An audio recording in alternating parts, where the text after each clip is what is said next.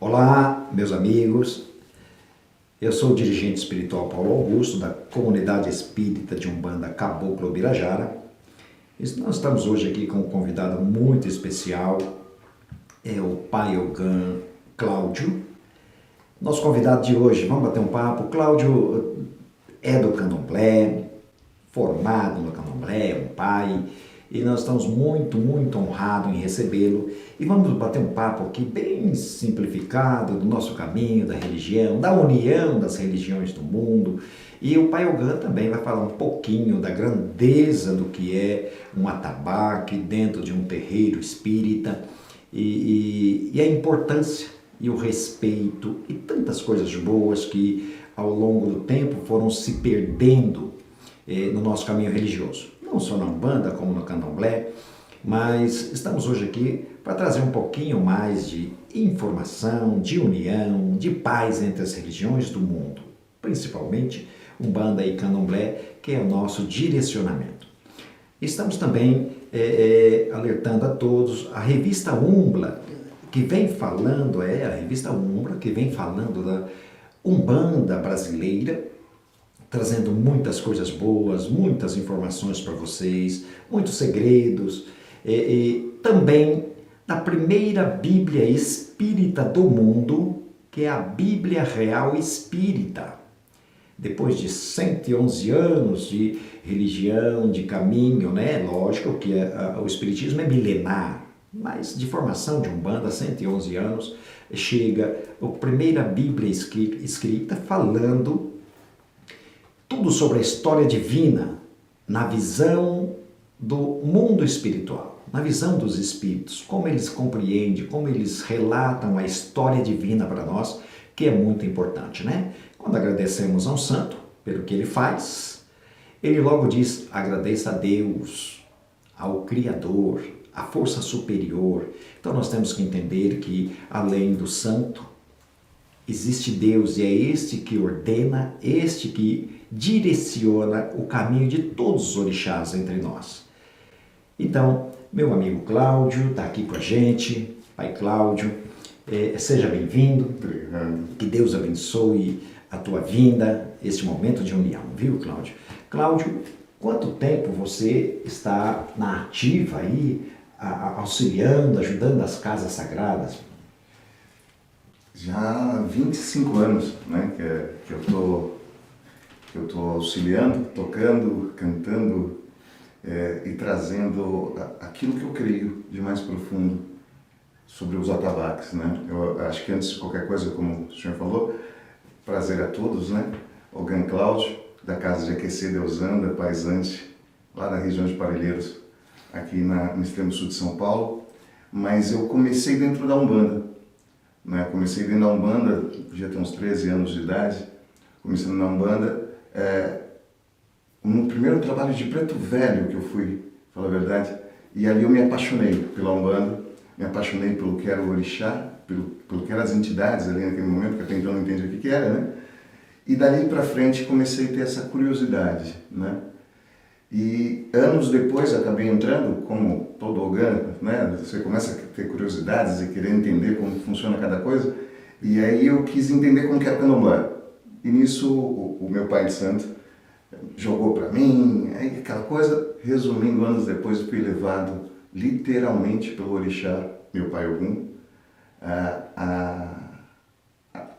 da minha obrigação, né? Então eu tenho 17 anos de santo hoje dentro do Candomblé, mas só que mesmo assim eu achei justo, nada mais do que justo, Pai Paulo. Eu nasci dentro da Umbanda, tocando atabaque, né? O primeiro lugar que eu coloquei minha mão sobre o atabaque falando sobre o sagrado foi dentro da Umbanda. Então não achei nada mais do que justo continuar tocando a Umbanda, né? Respeitando aquilo que foi meu passado, porque como foi já dito conheça o seu passado para viver o seu presente, para assim construir o seu futuro. E o meu passado é a Umbanda. O meu passado foi dentro da Umbanda, hoje meu presente muito mais é a Umbanda, porque eu quero construir um futuro para a Umbanda, para o Candomblé. Porque aquilo que eu vejo hoje na Umbanda e aquilo que eu vejo hoje no Candomblé nesses 25 anos são pouco, de acordo com algumas outras pessoas com muito mais idade que a gente, mas é algo que não me faz muito feliz e não me faz muito bem. E eu acho que a gente precisa mudar algumas coisas. Eu acho muito importante, Pai Cláudio, porque eu costumo dizer que santo é santo em qualquer lugar. Sim. Santo é santo na Umbanda, santo é santo no Candomblé, santo é santo na Igreja Católica, santificado, né? Abençoado pela força divina de nosso Pai Criador. Então, santo é santo. Então, os rituais e os caminhos são diferenciados. Sim. A Umbanda, o Candomblé, o católico, o evangélico, os caminhos, né? Os segmentos, os rituais são diferentes. Mas santo é santo em qualquer lugar. Eu fico muito feliz em ouvir isso, porque a grande preocupação do mundo é que as religiões tivessem mais união. Sim. E não subdividida como são em termos de poder, em termos de sentimentos, de vaidade, mas a união entre as religiões do mundo é que traria paz para o mundo. Não importa se o filho e o pai Cláudio é do Candomblé. Não importa se eu sou da Umbanda ou se o outro filho é católico, é crente, é protestante, não tem importância.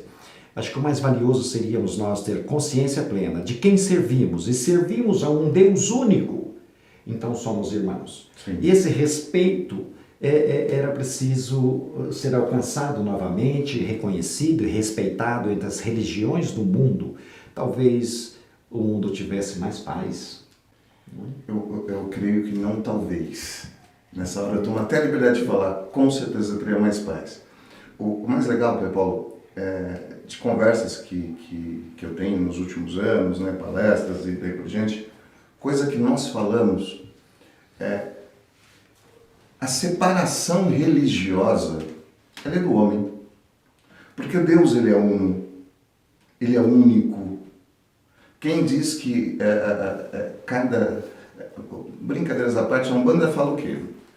A Umbanda e o Espiritismo falam o quê? Que nós somos a junção do corpo, mente e o espírito, correto? Os três é a formação de um único ser. Dentro da divindade, dentro do que é o espírito, que nós chamamos agora de Deus para ficar mais fácil, sim, porque é aquilo que a gente está acostumado a chamar.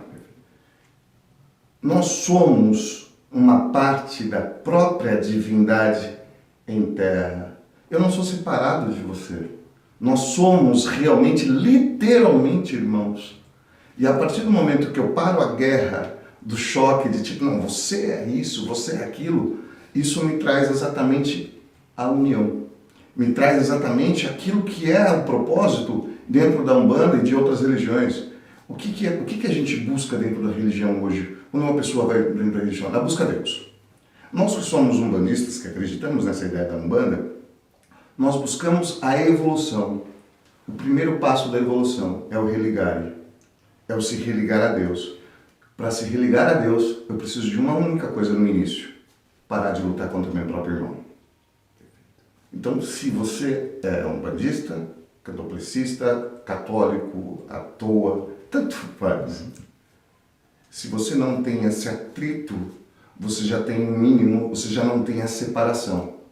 E quando você não tem a separação, você tem a união. A união com aquilo que é divino, que hoje nós chamamos de Deus. Nós temos muitas dificuldades. Eu tenho casa aberta há mais de 40 anos, nasci dentro do Espiritismo. Na época, rezadores, rezendeiras, que não tinha terreiros abertos dessa maneira. Sim. Era um espiritismo praticado com muito mais dificuldades, com perseguições, com discriminação.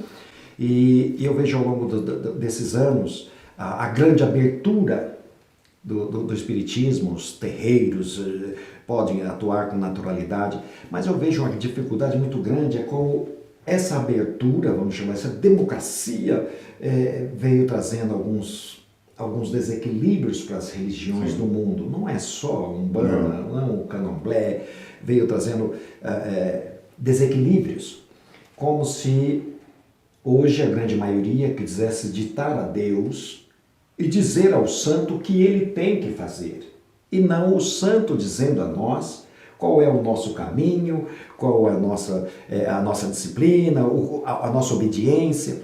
Então eu acho que essa abertura, Pai Cláudio, foi muito boa, Porque hoje os terreiros podem ter suas portas abertas com naturalidade, como antes não podia, porque tinha polícia, perseguição e muita discriminação. Por um outro lado, vem essa dificuldade.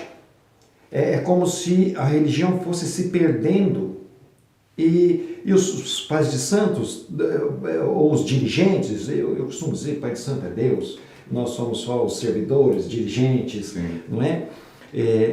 Foi se perdendo. E hoje a gente vê grandes desequilíbrios praticados, eu vou falar pela minha religião, vejo grandes desequilíbrios praticados e que denigra a imagem da religião. Né?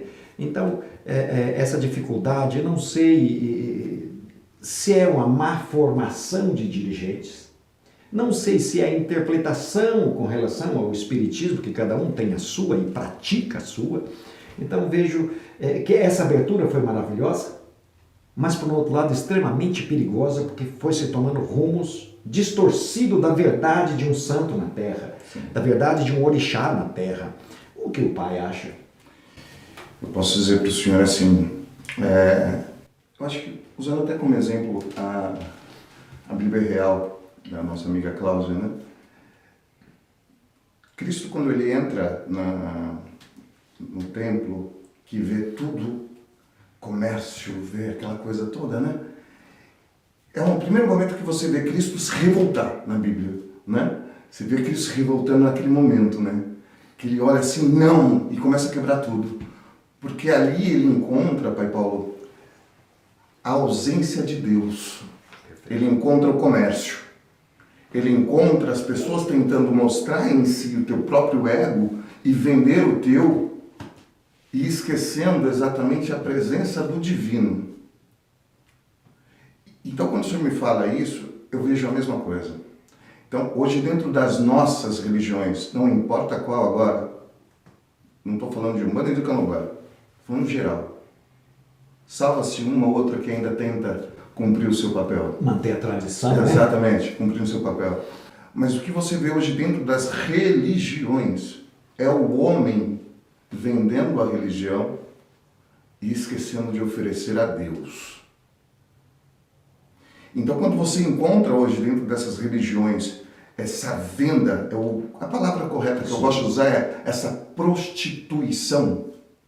Por mais que prostituir venha de um outro significado grego, mas que seja essa prostituição, você vê exatamente o que o senhor vem trazendo para a gente. Essas pessoas, elas esquecem de oferecer o orixá, esquecem de oferecer Deus, e elas começam a apresentar a você, homem, aquilo que ela acha, aquilo que ela acredita, não aquilo que realmente a própria divindade traz para a gente. E é tão simples de enxergar, né? Porque assim, a divindade, ela mostra pra gente todos os dias aquilo que eu falei há pouco, né? Não separe o céu, a terra e o próprio espaço, porque tudo faz parte de um uno. Quem separa sou eu e o Senhor. Então para de separar, vamos parar. Eu acho que tudo volta ao que a gente falou no início. Vamos parar de separar e vamos mostrar que tudo é único e simples. Vamos seguir esse único. Não preciso de uma verdade, eu preciso de um sentimento e de viver, só. Eu vejo as dificuldades porque hoje, é muito menos você que trilha o caminho do candomblé, você sabe que em tempos anteriores havia aquela, até uma demonstração de poderio ou de conhecimento maior, quando se dizia que a Umbanda era Umbandinha e Candomblé era o que trabalhava com os orixás. Por isso que eu citei no início, santo é santo aqui e em qualquer lugar. O santo que rege na minha coroa vai reger lá no Candomblé, lá na Quimbanda, lá no católico, no crente, porque ele é o santo, não é? E essa visão ainda falta para muitos dirigentes do mundo, que faz essa separação. E o seu ego, o seu sentido de poderio, ou de demonstrar ser mais conhecedor, mais poderoso, faz essa divisão numa demonstração de poderio. Quando os orixás têm humildade, amor, paz, enfim, traz tudo de bom para nós. Eu tomo, por exemplo, já questionei isso algumas vezes, é uma subdivisão nata quando nós falamos, vamos fazer a louvação para Iemanjá. Chega-se naquela praia, cada um pega um quadradinho, um pedacinho, subdivide entre os irmãos, cada um toca o que quer, um é Exu, outro é caboclo, outro é boiadeiro, outro é marinheiro, e vai tocando e vira aquela salada danada, tudo subdividido, e acha ser uma louvação para Iemanjá. Quando Iemanjá talvez seja quase a última a ser lembrada, porque primeiro está tocando para isso, para aquele, porque não há uma finalidade própria e direcionada. Desculpa, até interromper o senhor. Pela verdade, geralmente é a última a ser tocada. Então, não há uma direção. Eu me preocupo muito com isso, não estou questionando meus amigos, tenho muitos amigos de federações, enfim, não estou questionando isso, mas eu acho que precisamos ter uma visão diferenciada de união. Se todos estivéssemos naquela praia louvando a Iemanjá, nós estaríamos todos unidos, não subdivididos. Sim. Estaríamos todos com uma finalidade em prol da mãe Iemanjá. Sim. Não de outros segmentos, isso, aquilo, outro, daquela grande apresentação de santo. Sim. Né? Porque quando a finalidade é Iemanjá, o restante é só a apresentação de santo. Então eu ainda sou do tempo arcaico, ainda trago um espiritismo antigo, eu acho que... Então, essa subdivisão entre as religiões do mundo se tornou uma coisa muito natural, como se fosse comum, como se fosse correto, vamos chamar assim, quando poderíamos todos estar unidos em direção a esse Deus, tudo isso. Mas são os tempos, não é? São os tempos, tudo vai se alterando, modificando e vai perdendo a essência divina, vai perdendo o valor dos orixás, a importância de um orixá na vida de um médium, a importância de uma casa sagrada. Sim. Todos que têm uma casa aberta, esta casa é uma casa sagrada.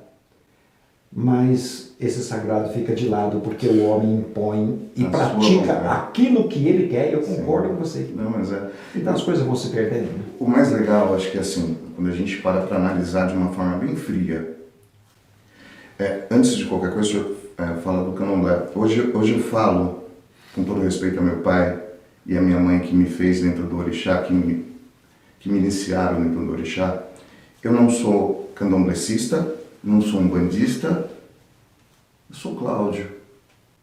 Filho de Deus. Respeito todos, vivo de acordo a todos, por respeito a cada uma tradição, né? Sou iniciado no candomblé, mas vivo a minha crença também em cima de cada uma delas, respeitando cada uma delas, que é exatamente isso.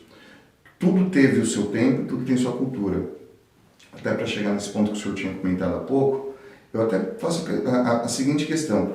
O que o senhor acha sobre pegar uma criança e jogar dentro de um fosso? Isso o que é? Isso para o senhor. É um pecado mortal, correto? Pegar um bebê de colo e pegar essa criança e simplesmente joga dentro do fosso. Na Grécia Antiga isso podia acontecer. Isso não era pecado, isso era divino. Na Grécia Antiga, eu pegar uma criança que nascia defeituosa, ou muitas vezes uma criança que não vinha corretamente, e isso podia me causar, eu podia pegar essa criança e jogar lá dentro, que isso era divino. Vai eu fazer hoje? Nossa, isso é horrível. Mas por quê? Mudou-se os tempos e são culturas diferentes. Eu tenho que respeitar a cultura daquele grego antigo, porque era o que ele vivia naquele momento. Como eu tenho que respeitar o Bantu, o povo Bantu, lá em Angola, porque era a cultura dele, o iorubano na sua cultura.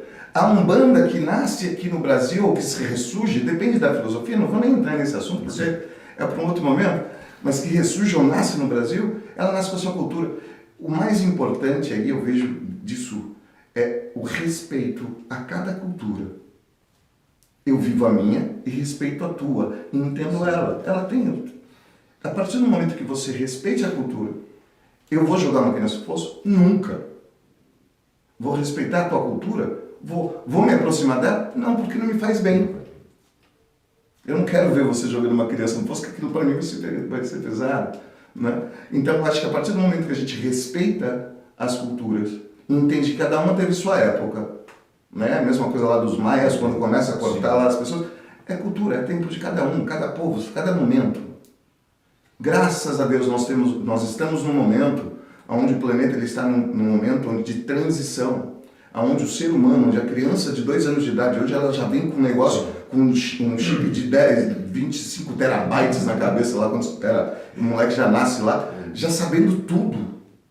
Olha só como a gente está evoluído. Só que infelizmente, sabe o que acontece também? Já mudando um pouco até o foco, mas eu sou obrigado a falar sobre isso. Eu tenho uma criança que nasce com 10 mil teras na cabeça, só que com um pai com 2 gigas. Sem condições de pegar essa criança e dar o conhecimento para que essa criança possa evoluir mais ainda junto com o próprio planeta. Mais uma vez, eu sei que fugi um pouquinho do que o senhor tinha comentado. Eu entendo, mas eu digo, Cláudio, entendo perfeitamente, pai, a sua visão. Os tempos são outros, não resta dúvida disso. A forma de aplicação da religião, a forma... Mas as palavras divinas de 2000 anos atrás são as mesmas 2000 anos depois. Exatamente. Só os dirigentes e os pregadores, enfim, aqueles que se preparam para falar em nome desse divino, é que não acompanhou esse raciocínio. Sim. Então a religião, Deus, vai se perdendo dia após dia. Eu falo em evolução. O que você está acabando de dizer, os tempos são outros, as coisas vão se evoluindo, vamos tendo novas visões, vamos ter uma aproximação maior desse Deus, da compreensão e de tantas outras coisas. Então eu vejo que os orixás lutam muito, e uma luta desleal, desigual, porque eles vêm, eu costumo dizer, Deus enviou Jesus, enviou Moisés, enviou tantos outros espíritos para trazer a sua mensagem de amor e de paz para o mundo. Continua enviando até hoje, só que a diferença é que hoje nós chamamos de caboclo, preto velho, de Ogum, de Oxóssi, eles continuam enviando, Deus continua cuidando dos seus filhos na terra, enviando esses espíritos para nos dar um caminho melhor.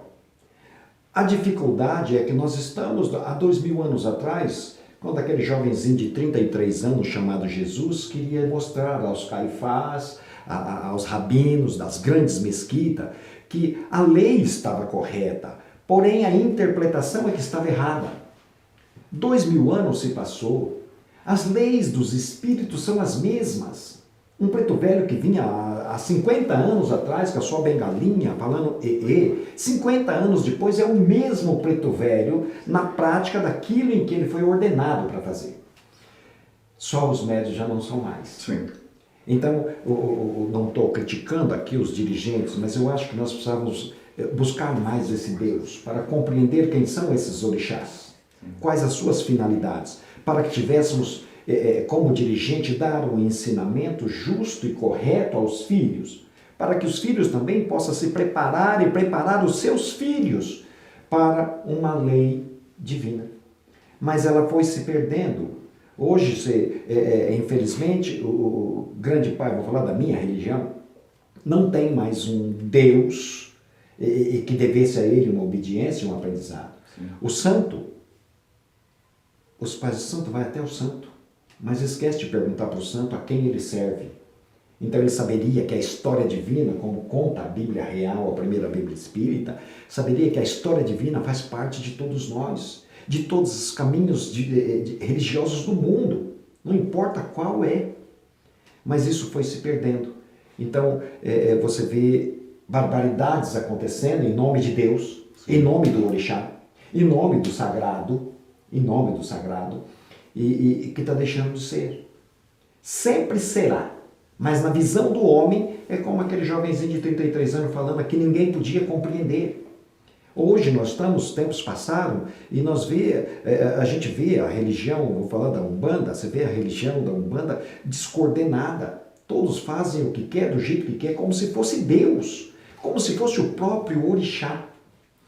E isso traz um desequilíbrio muito grande para a religião. E eu não sei onde vamos parar. Precisávamos ter uma união dos dirigentes, uma compreensão desse Deus, para passar para os filhos um caminho de paz, de amor, que é o sagrado. Hoje você chama uma casa sagrada, aí o Pai de Santo vai lá e faz trabalho para derrubar pessoas, ferir pessoas, desequilibrar pessoas, como se ele fosse o verdadeiro Deus. Isso não cabe dentro do sagrado, eu não entendo. Pai Paulo, conversando com minha companheira há pouco tempo, eu falei para ela o seguinte: eu tenho medo. Eu tenho medo. Eu tenho medo da Umbanda, da religião que eu tanto amo, da Umbanda, do Candomblé, do Espiritismo, que eu tanto amo. Eu tenho medo da herança que meu filho e minhas filhas vão ter lá na frente. Eu tenho medo do que eles vão apresentar para os meus filhos na hora que eu não puder mais estar aqui. Hoje eu estou aqui. Hoje eu posso pegar meus filhos e falar assim: vem cá. Mas no dia que não estiver aqui, o que vai sobrar para eles? Porque do jeito que está se deturpando a religião, a gente também comentou há pouco, o senhor falou da palavra de 2000 anos atrás, do jovenzinho de 33 anos de idade, né? Mas só que assim, o próprio povo da nação, ou o próprio povo de Umbanda, falando de Umbanda, esquece da primeira vertente, ou do primeiro ser de importância que é da religião.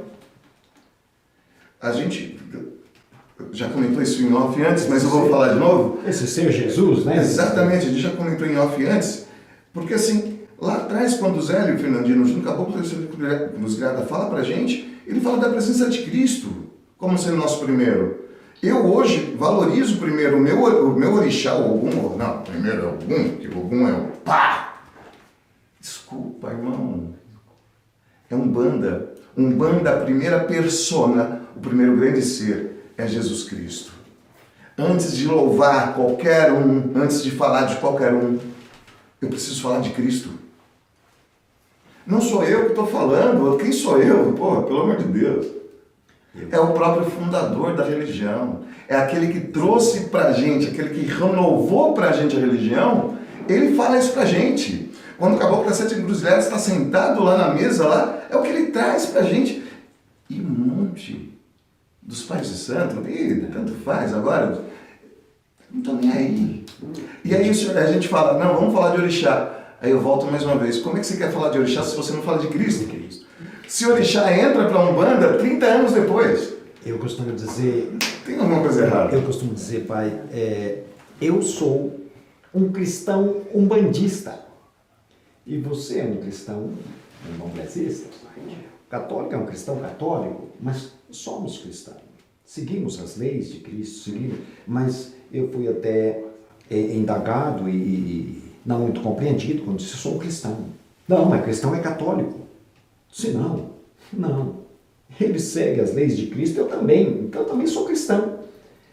Então, mas essa forma de entendimento é muito difícil a gente transmitir para a nossa religião, porque acha que ser cristão é ser católico, ou ser evangélico. Nós somos outra coisa. Não, mas sabe o que eu... Desculpa, pai, eu vou ser obrigado a cortar o senhor agora, fazer só um comentário. Mas sabe qual é o pior? Esse umbandista hoje, ele fala assim, não é, eu sou orixá e tal, e eu vou viver a caridade, a humildade, blá, blá, blá, blá. Em primeiro lugar, esses mandamentos são de Cristo. São de Cristo. São de Cristo. São de Cristo. Então, em primeiro lugar, é de Cristo. Só que aí entra de novo, vamos voltar a Cristo mais uma vez. Cristo virá para nós, para todos aqui que estão aqui na sala, a gente está em torno de umas 6 pessoas, 7, 8 pessoas aqui na sala, tá? Só para avisar. Bem mais pessoas da sala. É que eu não sei contar direito. Então, assim, Cristo mostra para nós, lá atrás, ele fala uma frase muito simples. Amai-vos uns aos outros como eu vos amei. E amai ao seu próximo como a ti mesmo. Correto? É isso que ele fala pra gente. Aí me pega um pai de santo e uma mãe de santo aí, ou mesmo um filho. Não, vou deixar o pai de santo e a mãe de santo porque eu acho que é mais legal. Sim. Né? Que são os chefes, né? Ele não tem amor por si mesmo. Ele não respeita a própria família. Ele não respeita o próprio corpo e os próprios membros da própria casa. Cadê o amor? Como é que eu posso seguir a um orixá se eu não dou para ele nem a base? Como é que eu posso tentar seguir Cristo se eu não consigo simplesmente seguir as 3 regrinhas básicas que ele nos dá? Então é muito mais fácil, sabe fazer o que, pai Paulo? É simples. Eu esqueço as doutrinas reais do orixá, as doutrinas reais que Cristo me deixa, e vou viver aquilo que é mais prático. Porque aquilo que é prático, eu consigo alcançar. Aquilo que Cristo me deixa de dizer, amai-vos uns aos outros como eu vos amei. E amai ao seu próximo como a ti mesmo, muitas vezes está tão longe na cabeça dele, que ele acha que ele não vai conseguir nunca. Então ele prefere muitas vezes deixar tudo isso de lado, esquecer quem realmente é a voz, e viver aquilo que é tipo, não, tem que colocar 10 velas aqui, mais um, o ebó, adoro ebó aí, o pessoal do Candomblé, meus parceiros, estamos juntos. Os 10 ebó ali, fazer... É mais fácil, sendo que, falar a verdade, na palavra que ele traz para aquele que é um bandista, como está aqui para a gente na Bíblia Real, a palavra que ele traz para a gente é muito simples. Você quer ser verdadeiro, você quer ser justo, você quer ser uno com Deus, ame a seu próximo como a ti mesmo. Mas me responde primeiro, você se ama? Então, fala a verdade, a falha não está lá, está aqui. Então, primeiro cuida daqui, depois ama seu próximo. Eu costumo dizer, pai, que pregar é fácil, viver aquilo é que é difícil. Todos falam da história desse Jesus, da cruz, enfim. Todos falam das histórias dos orixás, suas lendas, isso, aquilo, outro. Então é fácil falar. Sim. Viver e sentir o que eles sentiram era a única forma. Tem um espírito orientador, que eu chamo de meu grande mestre. Ele diz, como filho, um dia eu me lamentando com ele, Senhor, mas Senhor, a gente faz tudo possível, Senhor, Senhor. Ele diz, pois é, filho, eu me lamentava de algumas situações difíceis que atravessava com os filhos, com o terreiro. E ele disse, deu uma resposta para mim, curta, rápida. Ele diz, como você poderia falar da dor se você nunca sentiu? Exatamente. Eu me calei naquele momento e disse, realmente, Senhor, Exatamente. como eu estou me lamentando das minhas dificuldades, se eu não vivê-las, como eu vou aprender, como eu vou saber, como eu vou ensinar aquilo que eu não vivi, como eu vou praticar aquilo que não sei. Sim. Então, aqueles momentos de dificuldade, eu entendi que aquilo era um grande ensinamento para mim, eu estava vivendo aquilo. Então, eu poderia amanhã falar sobre aquilo com conhecimento, porque eu vivi. Sim. E não só preguei. Sim. Mas é uma pena que, Pai Cláudio, que as religiões do mundo, e eu vou falar da Umbanda, a gente vê ela perdendo a sua essência. Não porque os orixás estão enfraquecendo, estão se recuando, não, eles continuam lutando como nunca lutaram, na esperança que pudéssemos ter uma casa sagrada, na esperança que pudéssemos praticar isso que você acabou de falar, o amor. Mas a gente não vê isso acontecendo, a gente vê isso se perdendo, a gente vê isso, cada dia que passa se diluindo, e há uma preocupação muito grande sobre isso. Nós vemos muitas pessoas falarem, né? Mas é o que o senhor também colocou muito bem agora. Eu vejo muita gente falar de amor, caridade, mas eu não vejo a pregação. A prática, A né? prática.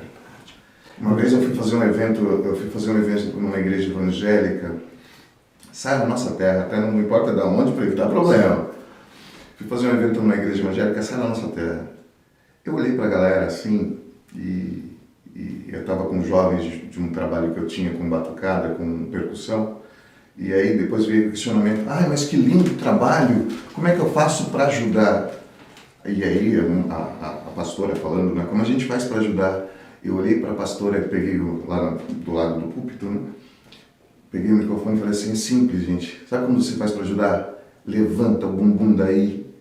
Começa a tomar atitude, não é só falar. Falar é fácil. Como diria minha senhora, minha mãe, falar até papagaio fala. Isso é verdade. Levanta o bumbum daí e tome ação. Pratique. Faça. Se você não sentiu na pele, sinta. Mais uma vez, uma coisa que eu falo muito com minha parceira, morrer na sua cruz, eu não vou. Te auxiliar a carregar ela, te auxilio. Mas para isso tem que ter o primeiro passo que você vai dar. Então dê o primeiro passo. Busque lá, junto à palavra de Cristo, junto às palavras dos pretos velhos, dos caboclos. a gente comentou há pouco também ali atrás, né? Quanto ensinamento você sentar do lado de um preto velho para acender o cachimbo dele, quanto ensinamento eu, no fundo mais novo, não ganhei ali sentado, ouvindo o que ele tinha para falar, só porque eu estava acendendo ali o cachimbo e aproveitando tudo aquilo. Por mais que fosse um moleque meio torto da vida, mas aprendendo com ele ali. E depois de aprender ali, olhar para aquilo e falar assim, tá, o que eu posso fazer agora? O que está dentro do meu tamanho? Né? O que eu posso tomar como atitude? O que falta para a gente de verdade, para a maioria da nossa religião, é parar de só livro, é só curso de mágico, de sei lá do que, não quero falar disso agora. Sim. Parar de ler, parar de buscar informação e começar a praticar o mínimo que tem. Pratica, isso é Umbanda. A Umbanda não é você praticar as 20 mil rezas que passam para você. A Umbanda é você praticar, que é a mesma coisa dos nossos atabaques, que depois eu até vou falar isso com mais clareza. A Umbanda é você praticar o que você tem. Eu tenho um Pai Nosso, a única coisa que eu sei rezar de verdade, de coração, é um Pai Nosso. Perfeito. Reza esse Pai Nosso. Isso já é a prática já pura. É o suficiente. Exatamente. Porque não crie mais um monte de coisa. Ele tem verdade. Tem verdade, porque ali na hora que você está fazendo, você está criando uma verdade. Se a gente for falar da questão energética, da questão física, do que se cria sobre isso e tal, dá pra gente explicar, mas não precisa explicar muito não. Vamos falar só isso aqui. Tem verdade. E aonde há verdade, há a presença do divino. Simples, é difícil de entender. Eu falo muitas vezes, essa grandeza de informação chamada internet, que chega no século XXI, Google poderia ser uma grande bênção, sim, poderia ser. Poderia. O problema é a forma de transmissão e interpretação de cada médium. O médium muitas vezes esquece se ele está lá no seu ilê, no seu terreiro. Lá tem uma doutrina, um ensinamento dado pelos orixás, pelo santo. Creia nele, siga-o. Mas o médium vai lá na internet e busca um monte de outras informações, de outros dirigentes, não se sabe se é formado, não formado, se tem evolução ou não se tem. Ele põe lá na internet o que ele pode. Ele põe o que ele acha, o que ele pensa, o que... Enfim. Aí o médium lê aquilo e depois questiona o dirigente dele. Mas senhor, lá dizem que é assim, lá dizem que é assado. Então o médium tinha que ter o entendimento que se ele está colocado num ilê, num terreiro, numa casa, siga aqueles ensinamentos, porque senão o orixá teria levado ele para outro. Sim. Mas ele vai buscar outras informações, não aquela que o orixá está dando a ele, o ensinamento que o orixá deu a ele. Então ele passa anos e anos dentro daquela casa e depois ele vai praticar outras coisas. Vai praticar outros ensinamentos que ele não teve lá junto com o orixá dele durante aquele tempo todo. Sim. E ele ainda responsabiliza o orixá. Ah, é meu orixá que está pedindo essas outras coisas. Mas o orixá passou com ele 30, 40 anos dentro de uma casa e não pediu essas outras coisas. Só pediu quando ele saiu daquela casa. Então ele sai para fazer aquilo que ele quer, do jeito que ele quer, e não do jeito que o orixá ensinou e que o orixá lhe deu o direito de aprender. Então aí entra aquele poderio do encarnado, como sempre, não é? De impor sobre Deus, sobre os santos, sobre a religião, aquilo que ele acha e não aquilo que ele tinha que dizer, sim, Senhor, apenas cumprir. Mas, aproveitando que você tocou no atabaque, eu como dirigente, tento lutar, tento mostrar, não sou um ogã, mas sou um dirigente que também tenho que ter os segredos e os conhecimentos e a prática daquilo, porque senão não poderia ter ele na minha casa. Lógico. Embora não seja yoga. Por isso a existência de vocês, que Deus nos dá essa bênção de mandar para nos ajudar e a parte que lhes compete, que não é pequena. Um yoga não é só ir lá e soar os tambor, tocar tambor, não. Ele divide com o dirigente, uma casa sentada no couro. O pai yoga divide com o dirigente o peso da responsabilidade. Sim. Qualquer um, você capaz sabe disso, divide sim. Então, mas hoje eu vejo uma dificuldade muito grande. Hoje eu vejo apresentadores no atabaque, artistas nos atabaque, não com a finalidade do santo, do sagrado. Então, a importância de um atabaque no sagrado é muito grande. É muito grande. Por isso, eu, em respeito, o chamo de pai, porque é pai, sim. Um Ogã formado, com consciência plena dos seus deveres junto ao sagrado, é pai, sim. Divide com a gente, dirigente, tanto quanto as responsabilidades. E eu vejo muitas vezes, e até na minha casa, muitas vezes, chega o Ogã de fora, os convidados, ele toca para o povo e não para o santo. Ele se apresenta para assistência e não para o sagrado. Sim. Mas são jovens ainda, vão aprender, vão entender. Então eu queria que você me dissesse um pouquinho da importância de um trabalho como esse, de um Ogã dentro de uma casa, o som do atabaque, porque muitas vezes o som é tão alto, que ele desvirtua da finalidade, Sim. quando não era necessário. Né? Muitas vezes eu tenho que senhores, controla um pouquinho, isso é possível. Mas eu entendo a empolgação também, viu, Pai Paulo? Tem aquele negócio de uma energia tão... Compreendo perfeitamente. Mas o atabaque tem um fundamento, tem uma razão, tem uma finalidade, e ela não é só de fazer barulho. Não. Ela tem um porquê. E eu queria que o pai me falasse um pouquinho do seu conhecimento e do que você acha, que muitas vezes nós podemos dar uma opinião que mas está tudo errado. Não tem, eu respeito. Mas esta é minha visão, é a minha forma de entendimento que eu tento colaborar com a religião. Eu queria que o pai desse uma opinião sobre som de atabaque, enfim. Isso aí eu também acho que dá para falar um pouquinho sobre o assunto. Só que até deixar muito claro que, assim, para falar sobre os atabaques, consumiria muito tempo, né? Sim. Aí depois o Fábio ia me bater depois se eu consumisse muito tempo. Eu diria só dessa questão de som, de altura, uma finalidade. Para a gente poder falar de uma forma simples, assim, para ter uma compreensão dos atabaques, eu considero o atabaque da mesma forma que o médium incorporativo ele tem que estar alinhado no corpo, mente e espírito. O Ogã, no caso daqueles que são feitos dentro do Candomblé, que são considerados Ogãs e pais lá, mas a Umbanda se adotou essa palavra, por isso que eu falei que para falar, eu acho que para deixar tudo bem claro, teria que ter tempo. Mas como a gente não vai ter agora, me perdoem se por uma acaso eu colocar alguma coisa que lá na frente eu possa colocar diferente, até por causa do próprio tempo. Então, assim, o atabaque ele também tem a sua própria trindade, né? Então, eu tenho o corpo físico do Ogã, eu tenho a voz do próprio instrumento e tenho a voz dos atabaques. Então, essa trindade ela tem que estar muito bem alinhada para que vire sagrada, porque senão é batucada. Não é roda de samba, é legal, eu coloco uma cerveja do lado, as mulatas dançando, legal, só já para bater se quiser isso. Mas exatamente assim que funciona. Quando você simplesmente bate, literalmente é isso que a gente está fazendo, batendo, porque não há união. A partir do momento que há essa união, corpo físico, o próprio, a voz do instrumento e a voz daquele que entoa o instrumento, eu tenho uma trindade em ação. Aí, essa trindade, que aí vamos lá, vamos deixar mais simples na conversa, eu acho que vamos conversar depois pra gente fazer um livro disso, Cláudio. Vamos, eu acho que vale a pena.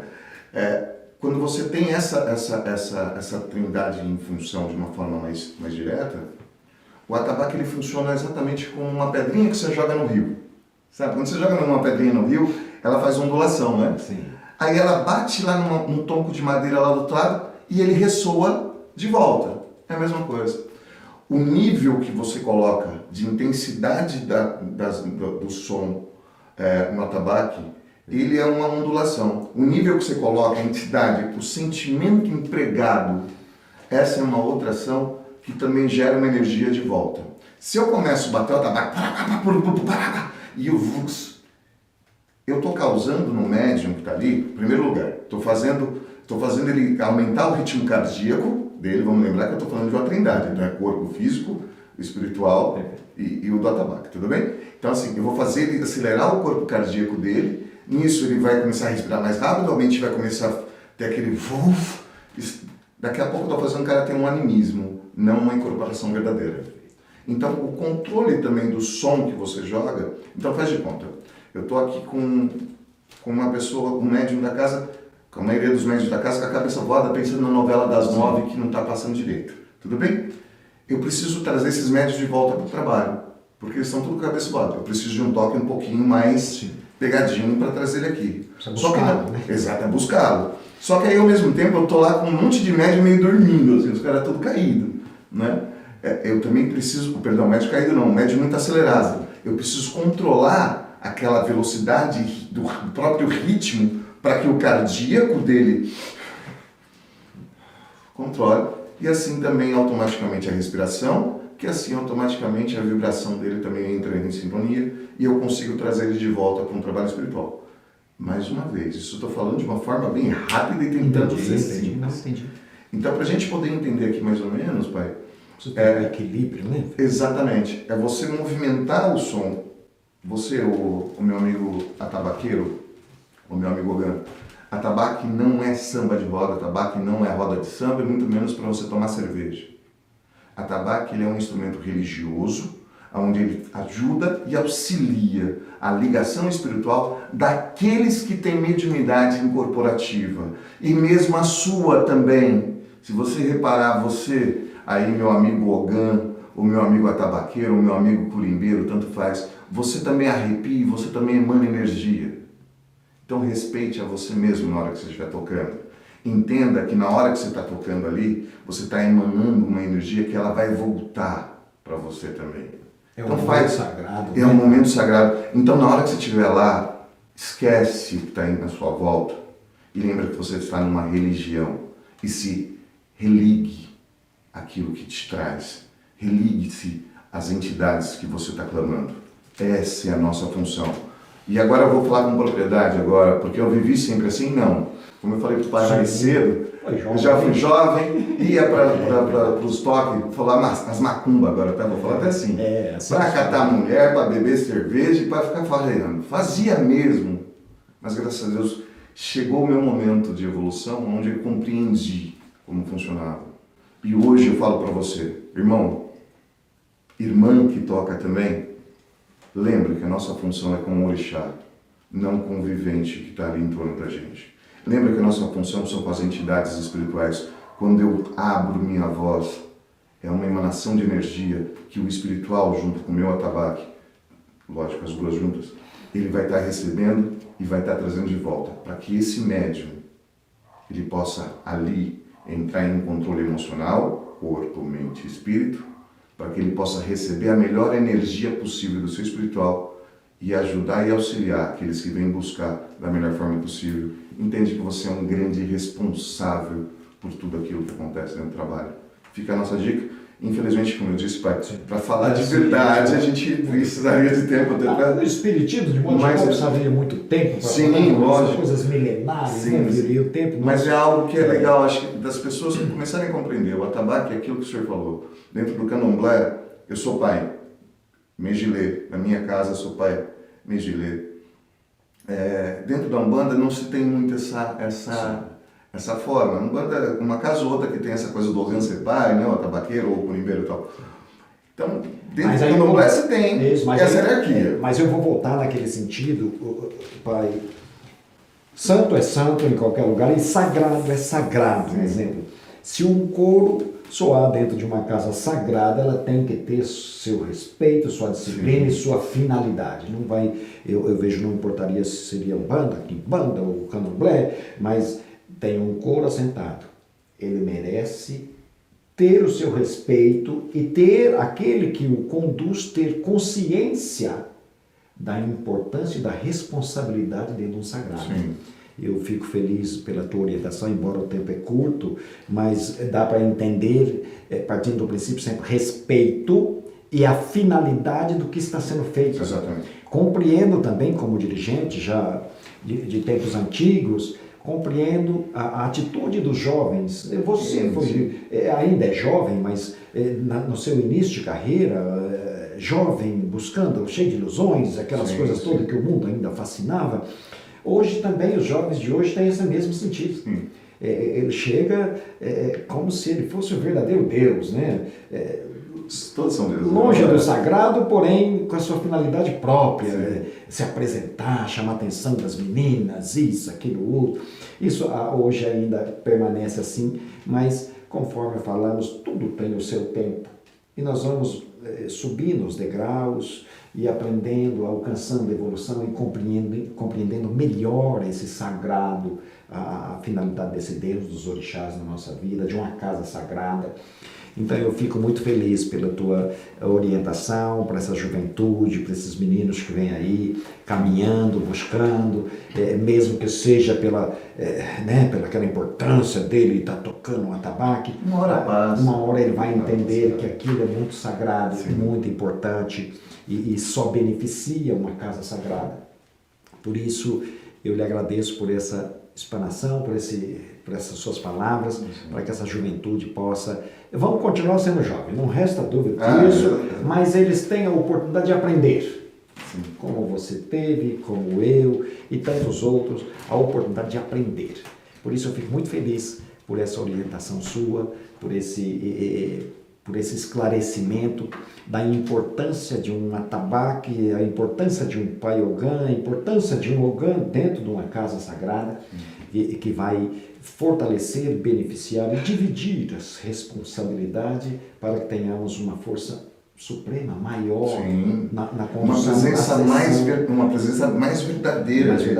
Na condução de uma sessão, do atendimento, né? Muitas vezes chega uma pessoa, e se como pai sabe disso, chega lá, começa a receber irradiação do santo, tem determinadas dificuldades, e nós, como dirigentes, sabemos que se o Ogã estiver atento àquilo, ele vai simplificar a vida daquela pessoa, a vida daquele orixá, a vida daquele médium, simplesmente emanando nele o seu toque, a sua energia, e vai buscar mesmo, e simplifica a vida. Então não é só tocar atabaque, é preciso conhecer os fundamentos, as razões da existência dele, a importância que um pai Ogã tem dentro de uma casa. Eu digo que é literalmente estar em comunhão com o seu instrumento.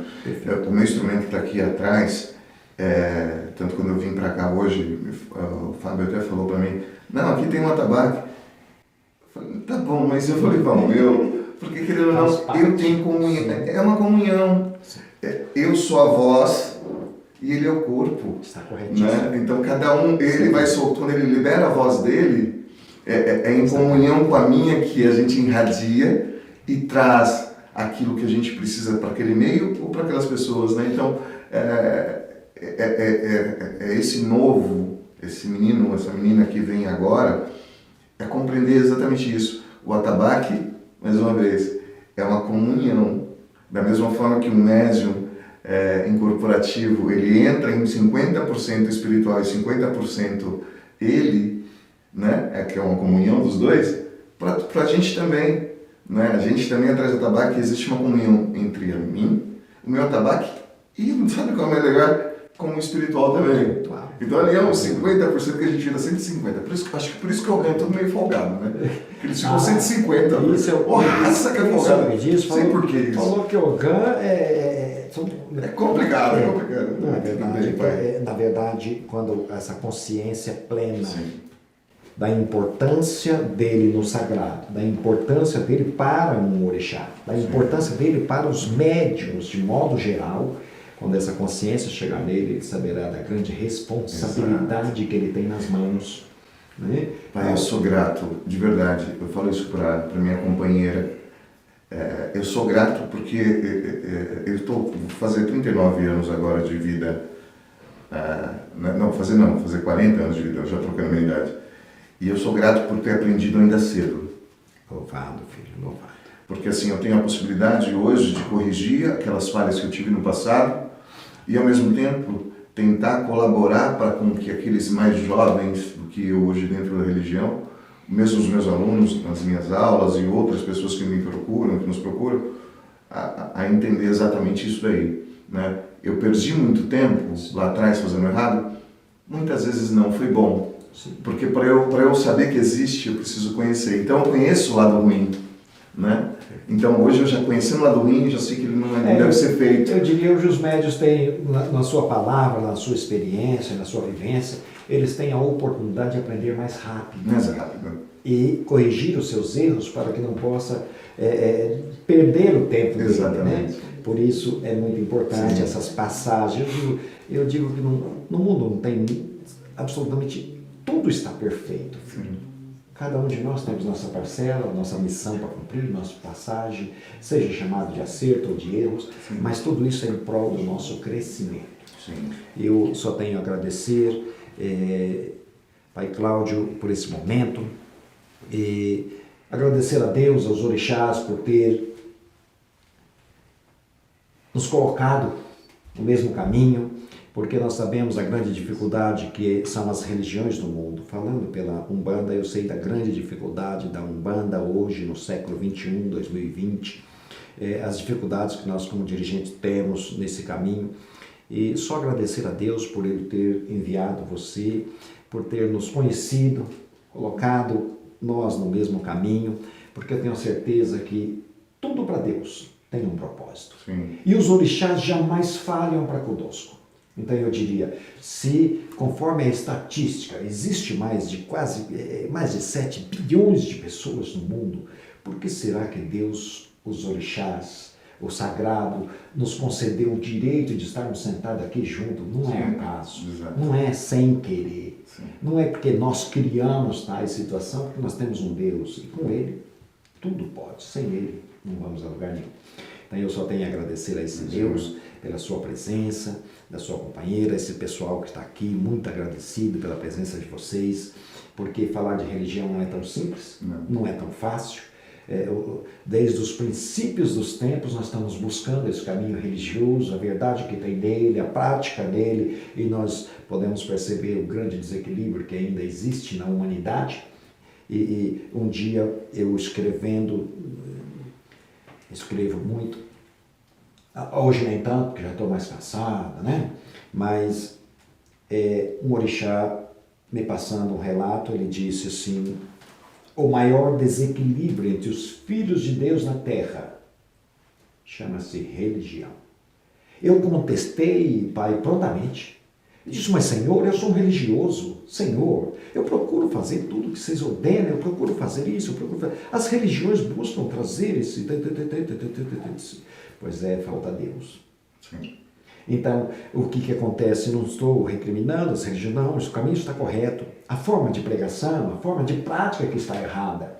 Então, esta é melhor que aquela, outra é melhor que a outra, o outro é mais poderoso, o outro faz mais milagre do que aquela outra. Essa é mais forte porque os rituais são diferentes do seu. Ah, o seu santo é fraco, o meu é que é o X. Tal. Então, esse desequilíbrio é o que esse Espírito estava tentando me dizer. Sim. Que o maior desequilíbrio entre os filhos de Deus na terra chamava-se religião. Porque a interpretação de cada um é de uma forma, o Deus desse não é mais o Deus daquele outro é diferente do Deus daquele outro, e gera-se esse desequilíbrio, esse enfrentamento entre os religiosos do mundo.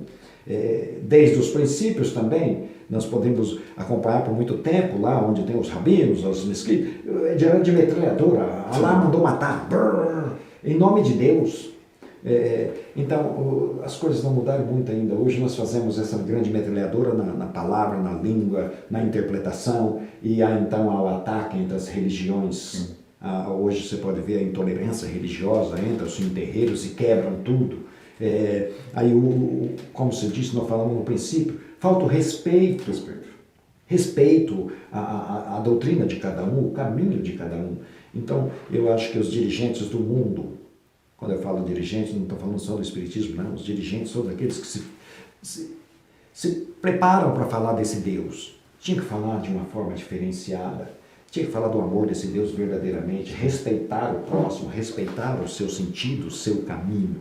Então, com certeza, como vou me corrigir aqui, com certeza esse mundo seria um mundo de paz. Sim.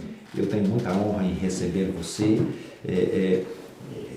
meu amigo e irmão do Candomblé, e faço votos que possamos, que esse Deus conceda o direito de estarmos cada vez mais próximos, falando desse caminho de paz, falando desse Deus, e é muita honra poder receber você, e leva meu abraço a todos os seus irmãos dos candomblé, leva meu abraço a seu pai, e onde quer que vá, porque eu farei o mesmo sobre o teu nome, para que tenhamos essa compreensão de paz entre as religiões do mundo, para que possamos falar da verdadeira razão desse Deus no nosso caminho. Grato pela sua presença, e que Deus e os orixás cuidem muito bem de você, para que você possa estar cuidando daqueles que necessitar da sua palavra, do seu abraço e do seu ensinamento. Não, eu que agradeço. Agradeço a Umbanda Brasil pelo convite, né? Para mim é muito especial também poder estar aqui e participar com vocês, ter tido essa tarde maravilhosa, até com um cafezinho, bolacha. Aqui essa tarde, você viu, né? Você viu como é que é? Cafezinho, bolacha, mas eu acho que foi pessoas do Oriente que trouxe essa ideia, mas eu não vou comentar agora sobre isso. Mas assim, tem até bolacha, o senhor viu? É um absurdo, eu adorei isso. Mas o mais legal, Pai Paulo, assim, hoje eu falo não em nome de candomblé, né? E isso eu quero deixar muito claro. Como eu disse há pouco, estou iniciado no candomblé, né? Como fui iniciado e estou iniciado de uma forma metafórica, nem sei se eu falei a palavra correta agora, dentro da Umbanda e dentro de todas as religiões que assim eu participei, busquei, conheci, vivi intensamente, né? Eu falo hoje como um homem, né? Ou como diria a senhora, minha companheira, eu falo hoje como religioso, né? Então, como religioso é a nossa conversa aqui hoje. E eu acho que o último recadinho, voltando àquela coisa que a gente falou no início, que eu gostaria de deixar agora, é uma analogia que eu aprendi, eu devia ter uns 15 anos de idade, no kardecismo, quando falaram para mim numa reunião kardecista, né, que eu participava também na época para aprender, assim, eu gostei de aprender, né? O bicho curioso fui eu na minha vida toda, né? Graças a Deus. E falaram que o seguinte, Deus quando construiu o mundo, ele estava, na hora que ele estava construindo o mundo, ele tinha um espelho atrás dele, né? E Deus, sem querer, na hora que ele estava terminando de construir o mundo, ele vai esbarrar nesse espelho e esse espelho cai na terra. E esse espelho se quebra em milhares de pedaços, milhões de pedaços. Deixando muito claro que é o seguinte, todas as religiões têm um pedaço e a imagem de Deus. O homem a deturpa, mas dentro dela tem um pedaço de Deus. Pois quando eu reúno todas, a imagem e a semelhança, que era aquela do primeiro início da criação, ela volta a ser do Pai Criador, né? Então fica esse recado pra gente, né? Eu acho que dentro da nossa ideia aqui hoje, a gente falou muito sobre essa coisa do respeito e muito dessa coisa da união, né? Respeitemos cada vez mais e vamos nos unir cada vez mais. Lembrando sempre, cada doutrina é sua, cada história é sua, mas é lógico, se eu sou um budista, eu não posso esquecer. Cada um tem a sua missão, né, filho? Exatamente. Cumprimento de missão. Elas não são iguais, né? E se eu sou um budista, eu não posso esquecer Cristo em nenhum momento, né? Que vem de bom grado exatamente essa ideia da Bíblia real, né? Não posso esquecer Cristo em nenhum momento, porque é através de Cristo que eu realmente propago e espelho a verdadeira Umbanda. Então, né? Somos cristão espíritas. Podemos dizer assim, perfeito. Bíblia Real, o nosso agradecimento à irmã Cláudia, que anos e anos relatando a ordem dos espíritos. Então surgiu a primeira Bíblia espírita do mundo depois de 111 anos de documentação de religião, mas de uma coisa milenar, desde os princípios do tempo, né? A revista Umbra também vem abrir esse espaço e o Pai Ogã aqui, meu amigo Cláudio, vai estar nela no próximo exemplar, falando um pouco da importância do atabaque, de um Pai Ogã e suas funções.